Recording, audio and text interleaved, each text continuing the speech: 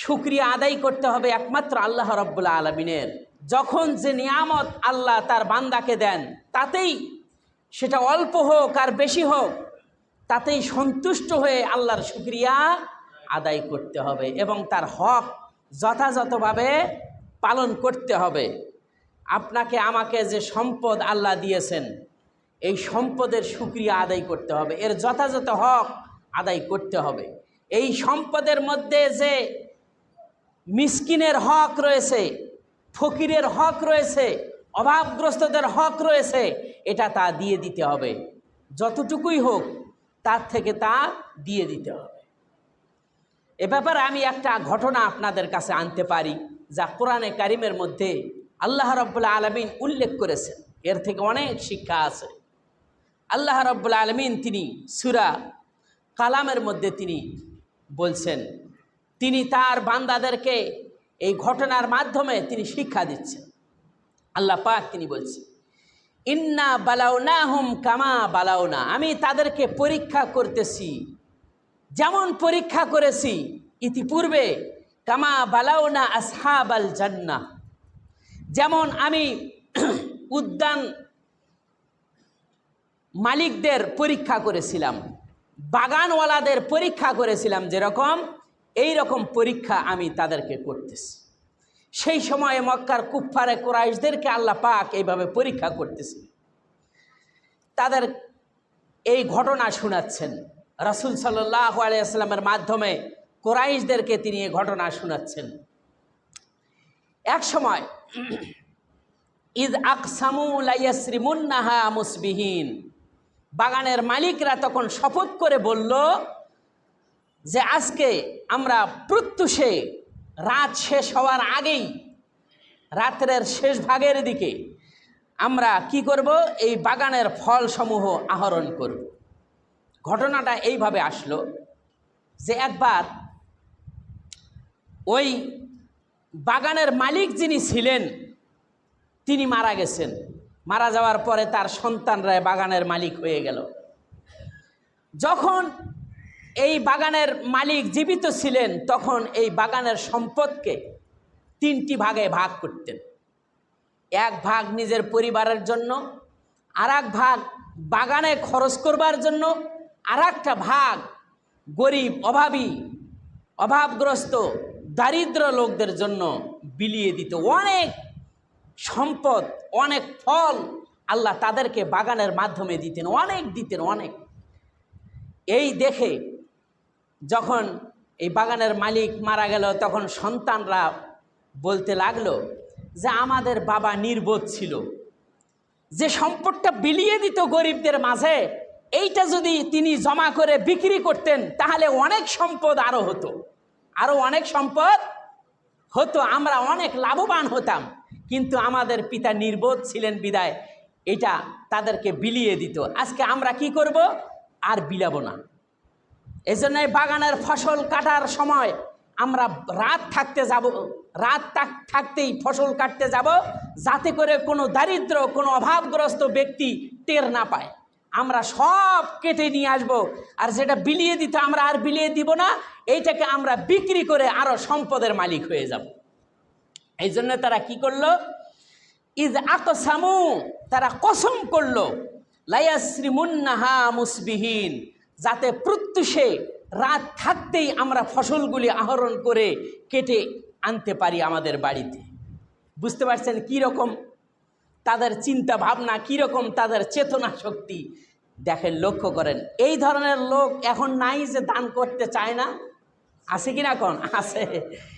আরও সম্পদ কিভাবে বৃদ্ধি করবে সেই চিন্তা ভাবনার মধ্যেই থাকে। সুদ, ঘুষ, সুদের উপর ব্যবসা করে কি না? কোন এরকম ব্যবসা করে।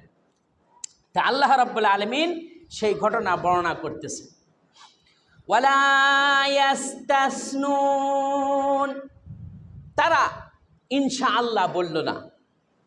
একই তো অপরাধ করতেছে, গরিবদের হক নষ্ট করতেছে, দারিদ্রদের হক নষ্ট করতেছে, আবার ফসল কাটতে যাবে ইনশাআল্লাহ তারা বলে নাই যে ইনশাআল্লাহ যাব, এ কথাটাও তারা বলে নাই। আল্লাহ রাব্বুল আলামিন তিনি বলছেন, فطاف عليها طائف من ربك وهم نائمون। তারা এই চিন্তা ভাবনা করে, তারা এই একজন আরেকজনের সাথে পরামর্শ করে প্রত্যুষে রাত থাকতেই তারা ফসল কাটবে, এই একজন আরেকজনের সাথে এই পরামর্শ করে তারা ঘুমিয়ে গেল। রাতের বেলায় আল্লাহর পক্ষ থেকে ফয়সালা এসে গেল, ওই বাগানের উপরে বিপর্যয় এসে গেল। আল্লাহ রাব্বুল আলামিন তিনি বলতেছেন, এমন বিপর্যয় আসলো, ফাআসবাহাত কাসসারিম, বাগানের উপরে রাতের বেলায় আগুন এসে অগ্নিদগ্ধ করে পুড়ে ভস্ম করে সেটা কৃষ্ণ বর্ণ ধারণ করে ফেলল। আগে ছিল সবুজ শ্যামল রঙের পাকা ফল বিশিষ্ট বাগান, আর আল্লাহর পক্ষ থেকে এমন গজব আসলো বাগানের উপরে, বাগানকে অগ্নিদগ্ধ করে পুড়ে ভস্ম করে এটা কৃষ্ণ বর্ণ করে ছাইয়ে পরিণত হয়ে গেল। দেখছেন, যখন কিনা আল্লাহর অকৃতজ্ঞ হবে, যখন না শুকরিয়া করবে, অন্যের হক নষ্ট করবে, তখন আল্লাহর পক্ষ থেকে এটা আযাব এবং গজব এসে তা ধ্বংস হয়ে যায়। ওরা তখন ঘুমন্ত অবস্থায় ছিল। এরপরে ঘুমন্ত থেকে তারা জাগলো, ফাতানাদাউ মুসবিহিন, যখন রাতের কিছু অংশ চলে গেল, এরপরে একজন আরেকজনকে ডেকে ডেকে উঠালো। প্রত্যুষে তারা একজন আরেকজনকে ডেকে ডেকে উঠিয়ে তারা বলতে লাগলো, আনিগদু আলা হারসিকুম ইন কুনতুম সারিমিন, তোমরা যদি ফল আহরণ করতে চাও, ফল কাটতে চাও, ফল গ্রহণ করতে চাও, তাহলে এখনই বেরিয়ে পড়ো, রাত থাকতেই বেরিয়ে পড়ো, এবং ইন কুনতুম সারিমিন, তাড়াতাড়ি করে বাগানের দিকে চলতে থাকো। একজন আরেকজনকে ঘুম থেকে জাগিয়ে তুলে তারপরে রাতের বেলায় তারা বাগানের দিকে ধাবিত হওয়া শুরু করলো, পথ চলা শুরু করলো। এমনভাবে পথ চলল, আল্লাহ পাক সে কথাটাই কোরআনের মধ্যে বর্ণনা করতেছেন। ফানতালাকু, তারা পথ চলতেছে এমনভাবে, অহুম ইয়াতাখাফাতুন, ফিস ফিস করে যাওয়া শুরু করলো, আর ফিস ফিস করে নিম্ন স্বরে কথা বলা শুরু করলো, যাতে করে কোনো লোক টের না পায়, কোনো দরিদ্র ব্যক্তি, কোনো অভাবগ্রস্ত ব্যক্তি টের না পায়। এই রকম খুব আস্তে আস্তে এবং তড়িৎ গতিতে তারা যাওয়া শুরু করলো, নিম্ন স্বরে তারা কথা বলল। এটাকে বলা হয়েছে কোরআনের ভাষায় অহুম ইয়াতাখাফাতুন, নিম্ন স্বরে তারা কথা বলা শুরু করলো, ফিস ফিস করে কথা বলল। বুঝতেছেন? এরপর আল্লাহ পাক তিনি বলছেন, এইভাবে করে যখন তারা নিজের বাড়ি ছেড়ে বাগানের দিকে যাওয়া শুরু করলো, আল্লাহ ইয়াদখুলান্নাহাল ইয়াওমা আলাইকুম মিসকিন, তারা একজন আরেকজনের সাথে ফিস ফিস করে নিম্ন কণ্ঠে তারা কথা বলল যে আজকের দিনের মধ্যে যাতে কোনো ফকির মিসকিন অভাবগ্রস্ত ব্যক্তি, দরিদ্র ব্যক্তি যাতে করে আমাদের এই বাগানের মধ্যে প্রবেশ করতে না পারে। এই কথা বলে তারা চলা শুরু করলো।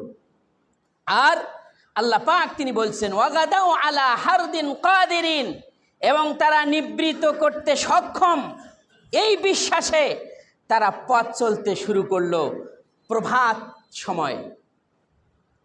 আল্লাহ রাব্বুল আলামিন তিনি বলছেন, রাস্তা দিয়ে তারা চলতেছে এবং রাতের মধ্যেই তখনও অন্ধকার রয়েছে, রাত রয়েছে, ফজর হয় নাই সেই মুহূর্তে। ফালাম্মা রাআহা, তারা তখন তাদের বাগানের নিকটবর্তী হয়ে বাগানকে তারা দেখতে পেল, একটি কৃষ্ণবর্ণের, যেটা সবুজ শ্যামল ছিল, এটা এমন অবস্থা হলো কেন?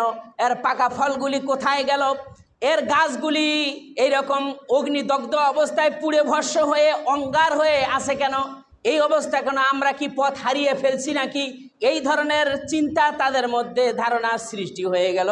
তখন তারা বলতে লাগলো, ক্বালু ইন্না লাদাল্লুন, আরে আমরা তো দিশাহারা হয়ে এসেছি, এটা হয়তো আমাদের বাগান না, আমরা অন্য কারো বাগানে ঢুকছি, দিশাহারা হয়ে পড়েছি। তখন তাদের মধ্যে থেকে আরেকজন বলল যে না না না, আমাদের বাগান তো এইটাই মনে হচ্ছে, বা নাহনু মাহরুমুন, বরং আমরা বঞ্চিত হয়ে গেছি, আমরা অন্যের হক নষ্ট করতে চেয়েছিলাম, আমরা বঞ্চিত হয়েছি, আল্লাহ আমাদেরকে বঞ্চিত করেছে ফসল থেকে, আল্লাহ রাব্বুল আলামিন বঞ্চিত করেছে আমাদেরকে তার নিয়ামত থেকে। কারণ আমরা তো অন্যের হক নষ্ট করতে চেয়েছিলাম। আর বাগানে আমরা প্রবেশ করব ইনশাআল্লাহ বলি নাই, আল্লাহ তাআলার উপর আমরা ভরসা করি নাই, সুতরাং আমরা বঞ্চিত হয়েছি এই জন্যই। তখন এই অবস্থা দেখে সন্তান, এই ভাইদের মধ্যে থেকে সবাই তো আর খারাপ না, কিছু ভালোও তো থাকে না। যে ভালো শ্রেণীর রয়েছিল সে বলল, ক্বালা আওসাতুহুম আলাম আকুল লাকুম লাউলা তুসাব্বিহুন।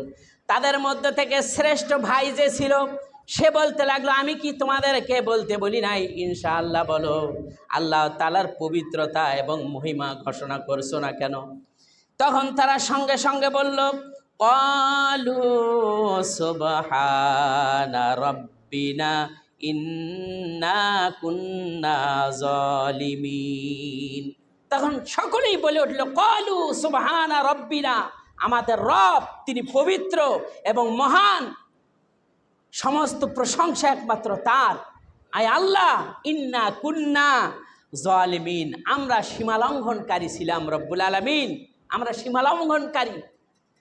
কেননা এই সম্পদের মধ্যে যাদের হক আছে এই হকগুলি আমরা নষ্ট করতেছিলাম।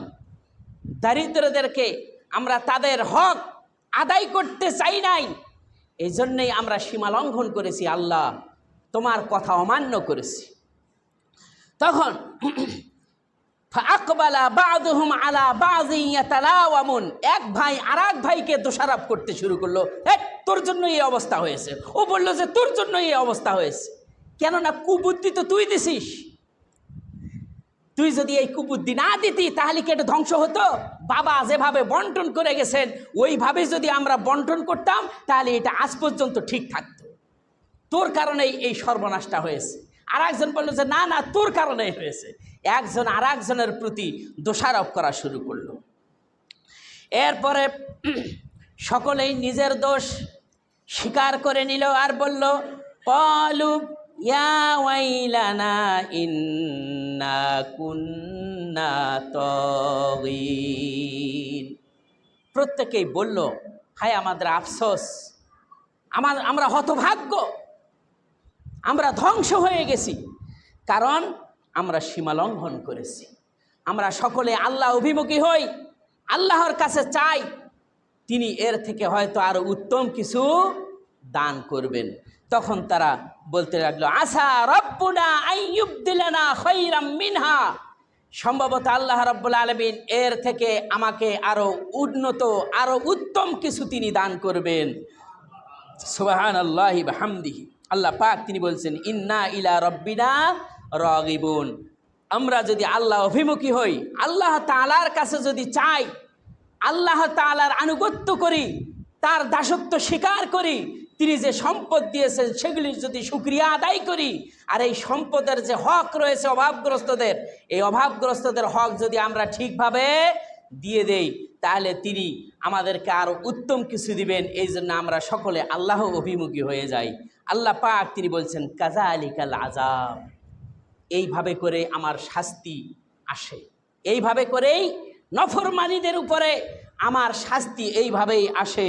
ওয়ালা আযাবুল আখিরা, ও আমার বান্দারা শুনে রাখো, আখিরাতের শাস্তি আরো কঠিন। আখিরাতের শাস্তি কি? আরো কঠিন। ও শাস্তি মোকাবেলা করা, ও শাস্তি সহ্য করা আমাদের পক্ষে সম্ভব নয়, ঠিক কিনা কন? আল্লাহ রাব্বুল আলামিন তিনি বলছেন, ওয়ালাউ কানু ইয়ালামুন, যদি তারা বুঝতো, যদি জানতো যে আখিরাতের শাস্তি কত কঠিন, তাহলে দুনিয়াতেই তারা সৎ আমল করত, দুনিয়াতেই তারা আল্লাহ অভিমুখী হতো, দুনিয়াতে আল্লাহ তাআলার শুকরিয়া আদায় করত, এবং সম্পদের মধ্যে তাদের সম্পদে যে গরিবদের হক রয়েছে এই হকগুলি তারা সঠিকভাবে আদায় করত। আল্লাহ তাআলা সেই তৌফিক দান করেন, সকলে বলি আমিন। এই জন্য আল্লাহ তাআলা তিনি বলছেন সুলাইমান আলাইহিস সালামকে আল্লাহ পাক যে নিয়ামত দিয়েছেন এর শুকরিয়া তিনি আদায় করলেন। আদায় করার কারণে তিনি বললেন, লিয়াবলুয়ানি আশকুর আম আকফুর। আল্লাহ রাব্বুল আলামিন আমাকে যে সম্পদ দিয়েছেন এই সম্পদের মাধ্যমে তিনি আমাকে পরীক্ষা করেছেন যে আমি আল্লাহ রাব্বুল আলামিনের শুকরিয়া আদায় করি না কুফরি করি। আল্লাহ পাক তিনি বলছেন, যারা আল্লাহ তাআলার শুকরিয়া আদায় করবে, ওয়ামান শাকারা ফাইন্নামা ইয়াশকুরু লিনাফসি, যে শুকরিয়া আদায় করবে সে তার নিজের কল্যাণের জন্যই শুকরিয়া আদায় করলো।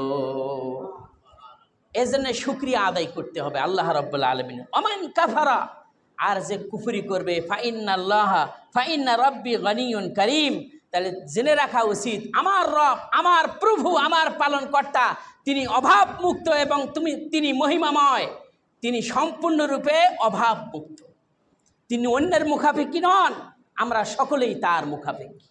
এজন্য আল্লাহ তাআলার কাছে অনুগ্রহ কামনা করতে হবে। আলামিন তিনি বলছেন, ওয়ামান শাকারা ফাইন্নামা ইয়াশকুরু লিনাফসি, যে ব্যক্তি আল্লাহ তাআলার শুকরিয়া আদায় করলো, কৃতজ্ঞতা প্রকাশ করলো, সে তার নিজের কল্যাণের জন্যই করলো।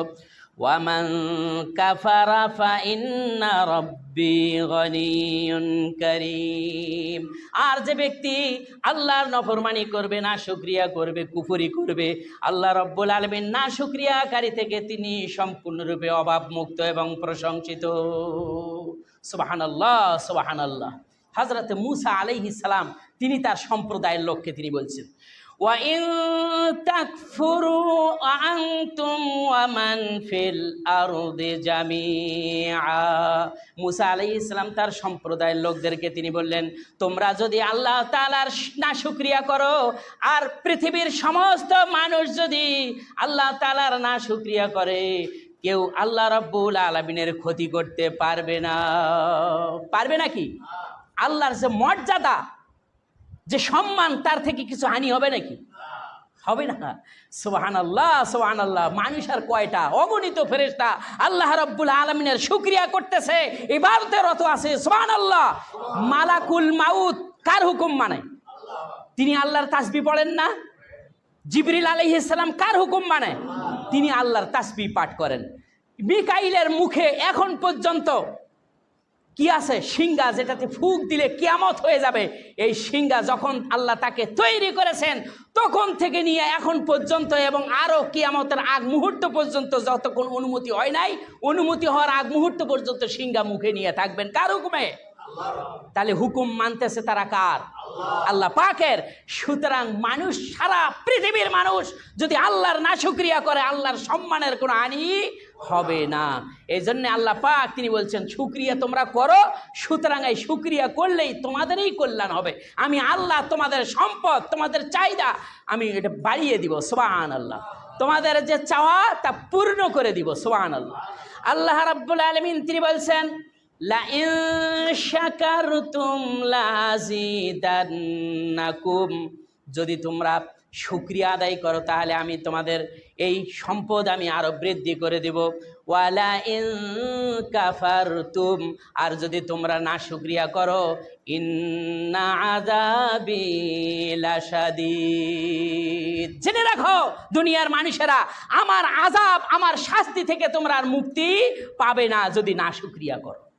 সুতরাং হযরতে সুলাইমান আলাইহিস সালাম তিনি শুকরিয়া আদায় করলেন। এই জন্য শুকরিয়া আদায়